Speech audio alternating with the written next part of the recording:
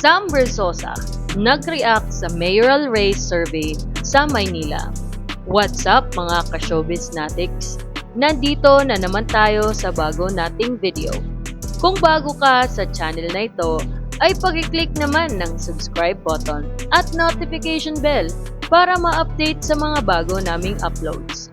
Nang mapag-usapan ang kanyang kandidatura, sinabi ni Sam na handa na siya sa magiging resulta sa halalang magaganap sa Mayo 12, 2025. Pero pagkatapos ng eleksyon, isang bagay raw ang mga katiyakan magbabalik sa GMA7 ang public service program niyang Dear SB.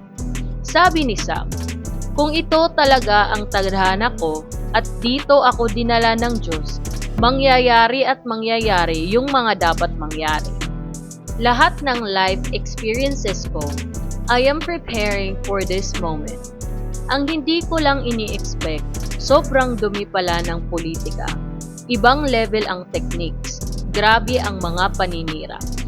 Ang rap icon na si Andrew E., ang tanging showbiz personality na imbitadong nagtanghal sa kampanya ni Manila mayoral candidate Sam Versosa sa Dagupan Street, Tondo, Manila sa unang araw ng opisyal ng pangangampanya ng mga kandidato para sa mga lokal na posisyon noong Biyernes, Marso 28, 2025. Ikinuwento ni Sam sa cabinet files na nahihiya siya kay Andrew dahil hindi ito naniningil ng talent fee.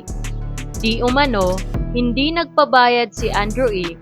sa pagtatanghal nito na tumagal ng halos isang oras na ikinatuwa ng mga taong nakisabay sa pagkanta niya. Nagbigay rin ng reaksyon si Sam tungkol sa isyong base sa mga survey, silang dalawa ng actor at former Manila City Mayor na si Isko Moreno ang mahigpit na magkatunggali sa mayoralty bid nila. Pahayag niya, ang tunay na survey yung pagdagsa ng mga tao sa mga lugar ng Maynila na pinupuntahan ko. Yung pang-araw-araw na binababaan ko, 5,000, 10,000 ang mga tao naka-live, walang edit. It's all raw, live. Simula sa paglalakad ko sa likod, papunta sa harap, sobrang dami ng mga tao. Nagkakagulo, libo-libo, walang daya. Yung speech ko, hindi mo lang maririnig, mararamdaman mo ako. Yun ang gusto kong ipakita sa mga kababayan ko, yung authenticity. Yung sinseridad ko sa kanila at sa almost 10 months na pag-iikot ko sa Maynila, marami na akong nakilala.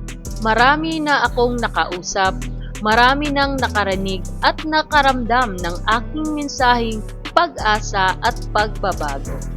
Tumatakbo rin para sa kanyang second term ang incumbent Manila Mayor na si Hani Lacuna. Sino sa tingin nyo ang mananalo sa tatlong malalakas na kandidato sa pagka-mayor sa Manila? Comment down below at kung nagustuhan mo naman ang video na ito ay pakiclick naman ng like button at subscribe button para ma-update sa mga bago naming uploads. Salamat sa panonood. Bye-bye!